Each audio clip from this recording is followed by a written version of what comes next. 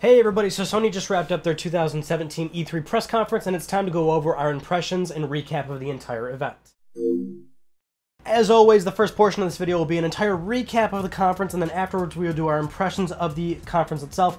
Impressions timestamp is right there if you want to jump right to that, but if you didn't see the conference or want a little refresh on what happened, here's everything that went down. It kicks off with a live musical performance going into Uncharted: The Lost Legacy, a new gameplay trailer for Uncharted: The Lost Legacy. At first there is no audio for certain streams, but then we move on to Horizon Zero Dawn: The Frozen Wilds, a brand new DLC for Horizon. It's going to be out this year. Looks pretty good. Moving on to Days Gone gameplay, a pretty extended look of it. The game looks pretty good. Shawn Layden immediately takes the stage to talk a little bit about PlayStation and thanking people for how well they're doing and whatnot. But we move directly into Monster Hunter World, coming early 2018, a completely new Monster Hunter game for PlayStation 4. Then we move on to Shadow of the Colossus Remastered by Bluepoint Games. This is coming in 2018. If you remember, not too long ago, we were discussing that Bluepoint Games was working on a beloved classic, and we were speculating what that was, and I was telling you guys they have that Sony relationship. Well, here it is, Shadow of the Colossus Remastered. Then we move into a trailer for Marvel vs. Capcom Infinite, September 19th for that game. Also looks pretty sweet. Then a trailer for Call of Duty World War II, coming November 3rd. And then, certainly out of left field, Skyrim PlayStation VR support, November 2017. So we get to see a nice trailer for that. And then we see Star Child for PlayStation VR. That looks very cool. Then, this is from Supermassive Games, coming up, The Impatient for PlayStation VR. This looks pretty creepy, pretty cool. Moving on to Final Fantasy 15. Now, we had seen this last year, but another PlayStation VR trailer. Now we know, September 2017. Then, Bravo Team for PlayStation VR, looks like another shooter. Then we go into Moss, which is a very cute looking game. Not really sure what's going on there, but I'm sure we'll hear more details about that very soon. Then we get into God of War gameplay, so it's great to see more God of War. We were kind of expecting Sony to show us more of this game since it's been so long since we last seen it. Early 2018 is the date attached to that. Then we see another trailer for Detroit Become Human, and this kind of showcases a new character for the game. We all know the game is going to have multiple characters, very big on choice and story progression, so we get a new character for that, nothing else shown there. Then we see Destiny 2, September 6th for the game. Sony, we all know that Sony has that partnership with Activision and Bungie, so they are going to kind of showboat that a little bit. You know, the best experience for Destiny 2 is going to be on PlayStation. They're going to feed you that nonsense. Then we move on to Spider-Man gameplay to round off and end the conference, actually, with a date, a very vague date of all of 2018 for Spider-Man. But the Spider-Man gameplay does look quite quality. That's it. That was the conference. Now that's the amazing thing, and that's what I think a lot of people are immediately going to take away from this conference, is that was it. The most shocking thing about this conference so far is that it was rather short. Sony traditionally has very long conferences. I mean, right away I immediately thought, all right, this thing is going to go on for at least an hour and a half, at most up to 2 hours. So the most surprising thing about this conference was it was very, very short. And what's even more notable about it is that Shawn Layden was only on stage twice, I believe, and that was it. After that, it was just trailer after trailer after trailer. And you did get some very odd instances of like them opening with the live musical performance, but then you also had a section in Days Gone where they had actual hanging people, like actual performers hanging off of the convention center. So that was pretty, weird and polarizing. I don't know. I'm not really a huge fan of when publishers and hardware manufacturers do stuff like this on stage. When they do live performances, or when Microsoft brought a car out on E3, I don't know what that was about. Why are they announcing a brand new Porsche model at E3 is beyond me. Even if it's with Forza, likely those people aren't car enthusiasts, and if they are, I mean, they're not going to be able to afford a Porsche more than likely. But whatever. I mean, I'm not really a big fan of that stuff. But either way, so the actual impressions. I mean, this is in total honesty, especially given the fact that Sony's had some very strong E3s the past few years, this is one of their weakest shows by far. If we're gonna lump them into, let's say, the last 10 years of their conferences, and you can include PSX, you can include Paris Games Week, Gamescom, all the shows that they've done.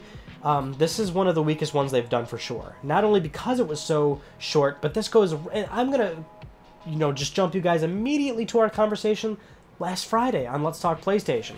My biggest concern was that going into this show, we were going to be in a situation where We already know all of Sony's games. We know what Worldwide Studios is up to. The only thing that we really didn't know is Sucker Punch Productions, which my prediction was that we would see Sucker Punch's new IP, because I think it's going to be a new IP. That wasn't there. Other than that, though, I really wasn't expecting much. I kind of knew right away they were probably going to have a big issue with filling the show with content. And the damn thing is, their pre-show had some announcements too, which kind of made me think, oh, maybe I'm wrong.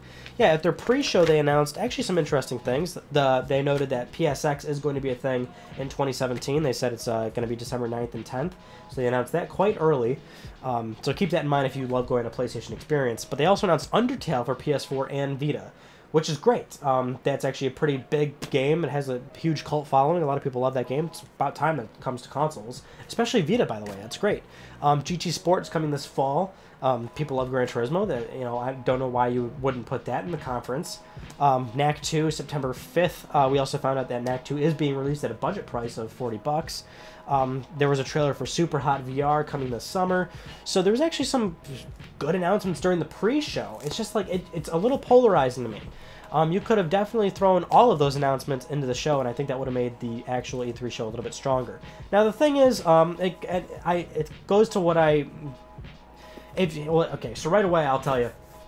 I did a separate video for Microsoft's E3 impressions, which I did an unlisted YouTube link because I didn't want to post it right to the YouTube channel because people know this is a PlayStation channel. I didn't want to do a dedicated Microsoft video. But I did do one unlisted. I'll put a link down below if you want to see my impressions of the conference. But and we were going to talk about them anyway in this video. But my impressions for them was that, you know, they showed a lot of great things. Microsoft show, you can't deny they showed a lot of great games. My problem with their show, especially when they're in a position that is, you know, they can't sell Xboxes to people, they're getting outsold quite handedly, is that over and over again they keep doing first, you know, console exclusive launch, here's an Xbox One game, but it's got a console exclusive launch. They're doing too much of that timed bullshit. You know, that's not going to help you, and it hasn't been helping them at all. And for as long as they've been doing timed console exclusivity, what good is it doing them? You know, they said they had 22 exclusives at their show, and literally almost all of them are going to be coming to PlayStation at some point. So Microsoft show seems like it's more for anybody and not just Xbox fans or prospective Xbox buyers. You can watch Microsoft show without owning an Xbox, and you can leave their show excited, and you can leave their show excited without even owning an Xbox and not needing to own an Xbox, because you know you'll be able to buy their games on a PlayStation. So that's my problem with Microsoft show, but at least at the very least they showed us lots of new things, a lot of interesting things. Now, I don't want to be super negative to Sony here. I still think it was actually a fine show. I mean, let's face it. The footage for their new game, for God of War, for Days Gone, for Detroit Become Human, especially. I love Detroit Become Human. I'm very excited about that. That was my game of the show last year. Once again, I'm very pumped for it. All the footage we saw looks great.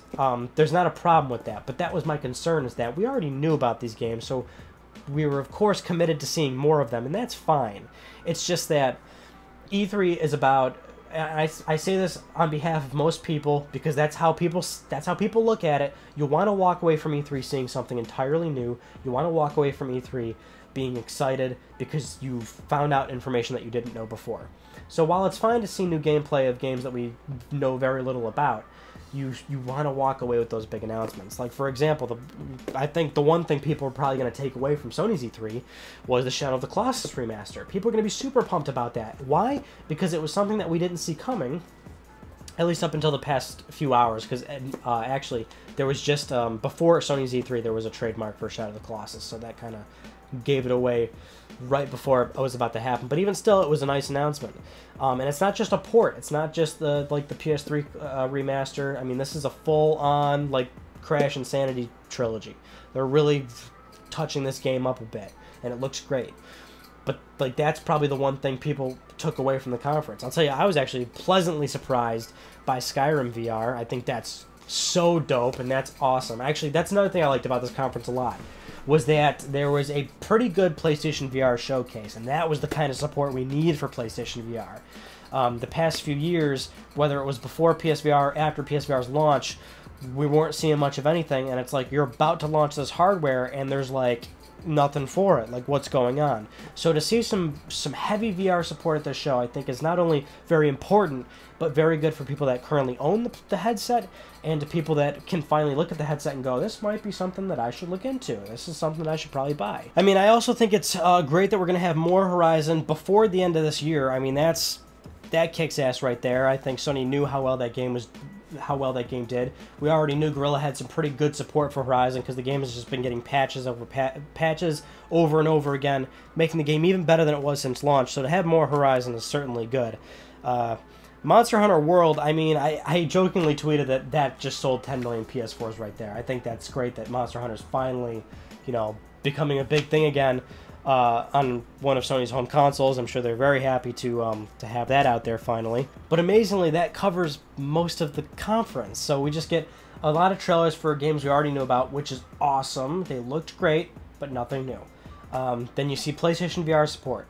Great. Really good. I think that's really good positive enforcement there. But when you end the show at like just barely an hour, maybe a little over an hour, and you sit there expecting Sony to do something crazy, and it just never comes. And then that's the thing. Everyone's so used to their show being so long. So when Sean, I took the stage for like maybe the last time, and he said, and here's our, I don't even think he acknowledged Spider-Man, but he said, here's what's next, and you could see everybody like, and it probably doesn't matter what stream you were watching. Most people are probably going, "That's it." So that's just that, you come away from the show going like, wow, like that is just not how a Sony E3 usually goes, or at the very least, that's not how it's been the past few years. So like I said, if I'm lumping up a bunch of their shows in the past, in the past 10 years or so, this is one of the weakest ones by far. Now, if you want to talk about who wins E3 or all that nonsense, I'm telling you right now, Sony doesn't look very good right now. But at the same time, I think a lot of, everybody else had some kind of weak showings. Like I said, I wasn't super optimistic on Microsoft, but I give them a hard time because I want them to reinforce Xbox a little bit more. It's just troubling for them to go on stage and say we got 22 exclusives, but you finish the show and it's like I can still play the majority of these games on PlayStation, whether or not I have to wait a little bit of time, I'm going to be able to do that. So if I had to pick one over the other in terms of Xbox versus PlayStation, I'm going to say Microsoft probably edged this one out for sure. Especially the other goodwill announcement they had, which was OG Xbox games are not going to be backwards compatible via software emulation. Once again, and we just talked about that too, the backwards compatibility nonsense. I still believe it, right? Not a lot of people are probably going to use that. It's a feature that that the vocal minority like to shout about. But it's a very good thing for consumers. It's very pro-consumer, and it paints Microsoft in a very good light. And they're preparing themselves long-term. I mean, now they're in a situation where if you buy an Xbox One or an Xbox One X, which, yeah, it's a very premium machine, and it's $500, but it's a premium machine nonetheless. No matter what Xbox One you buy, you're buying it, right? And then once they add those OG Xbox games, once they add a lot more 360 games, you've just got a situation where you've got access to most of their legacy games, which is a big problem for Sony right now, because if you buy a PS4, it's a big question of compatibility if you want to go backwards. Basically, it's like, all right, I got a PS4, I don't have any other PlayStation systems, gonna have to use PS Now for if I want to do PS3 games. I might get lucky if there's a PS2 game on the store that I want to play, one of those premium PS2 games, and I got no option for PS1 games. Now Microsoft's got themselves set for their past 2 generations, and Sony's pretty much 3 generations deep where they really don't have a proper solution to go back and play some awesome stuff unless there's a remaster or something, which there probably isn't.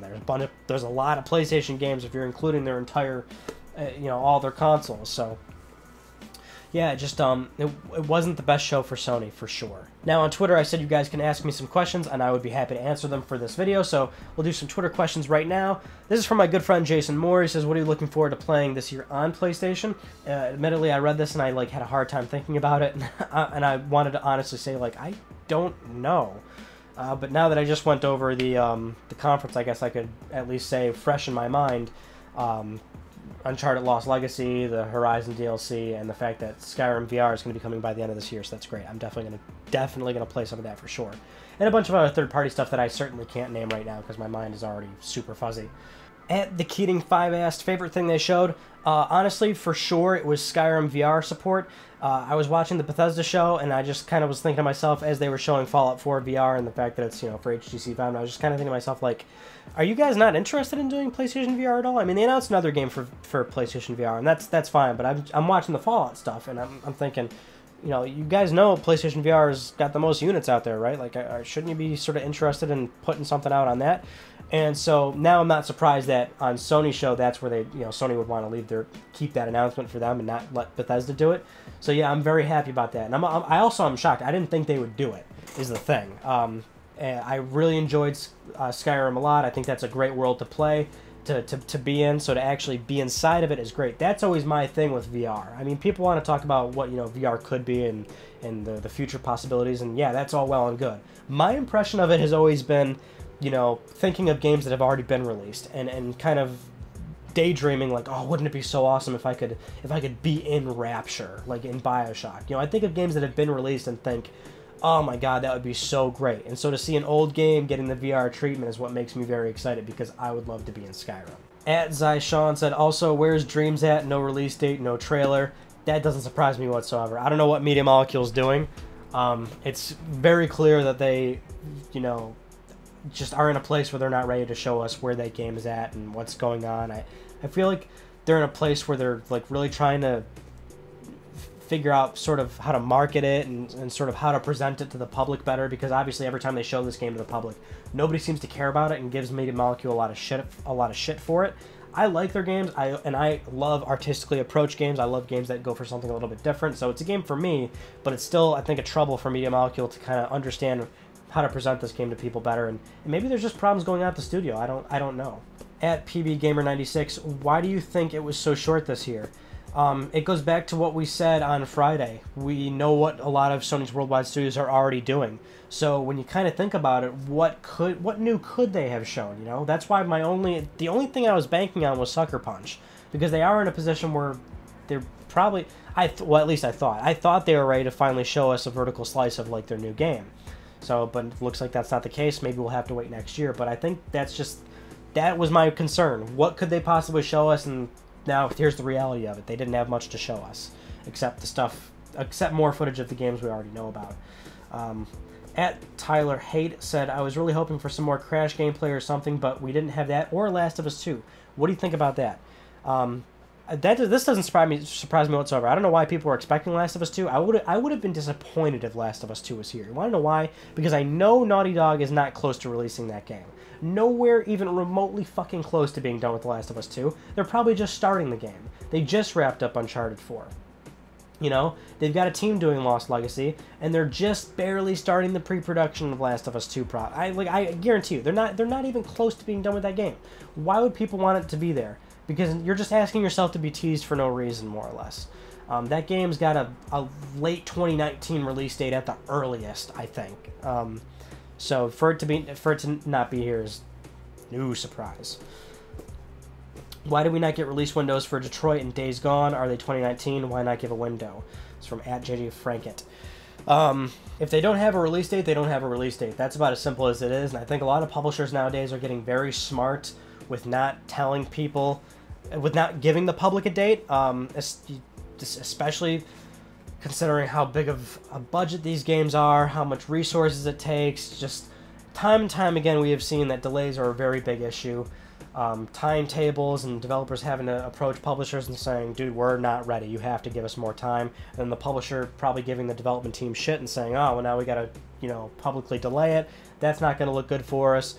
There's investor meetings that they gotta, you know, they gotta please investors. So I think Sony's wising up, much like a lot of publishers are, where if you're not ready to give a date, if you're not ready to even give a window, don't give a window. At Boots Has Swag, who won E3, Microsoft or Sony? If we're talking between those two, I'm going to give it to Microsoft this year for sure. But honestly, I think there could probably even be a good case for saying that Ubisoft won the show. Just because they showed a lot of interesting things too. I mean, Beyond Good and Evil 2, that announcement right there, I think a lot of people are pretty pleased with. And sometimes that's all you need is one announcement for a lot of people to say to themselves, you know, they took it for me. So I think you can make a strong argument for them as well. Anyway, guys, I think I'm going to stop right there. That is Sony's E3 2017 press conference, my recap and impressions, and a little Q&A. Hopefully 2018 will be a lot better, although we may still run into sort of the same problem, considering a lot of these games are still going to be likely releasing in 2018, which means a lot of Sony's developers are still tied up. But we got to keep in mind there's still PSX at the end of the year they got to do. They still have other press events that they are going to do, and Sony likes to space out their announcements. I mean, the last few years, Sony has really blew their load on a lot of big bomb drop announcements. So that's why I had this feeling that this show was going to be very underwhelming, and that certainly was the case. And for those curious, the Katamari Let's Play obviously was not here because I knew I was going to be doing this video, and I hate releasing two videos that close together. I don't know why, I'm just weird about that. So you can expect Katamari Part 5 this coming Monday, and I'll see you guys this coming Friday for more Let's Talk PlayStation, when we'll cover up details that I might have missed or something, or we get more information, or Sony's going to announce more events. Because as always, E3 is not over. These are just the press conferences, so people are going to be, journalists are going to be getting on the show floor, giving us impressions, behind closed doors stuff that might leak out. Who knows? So we'll have a lot more information to discuss this coming Friday. So stay tuned for that. So that about does it for me, and I'll see you all in my next video.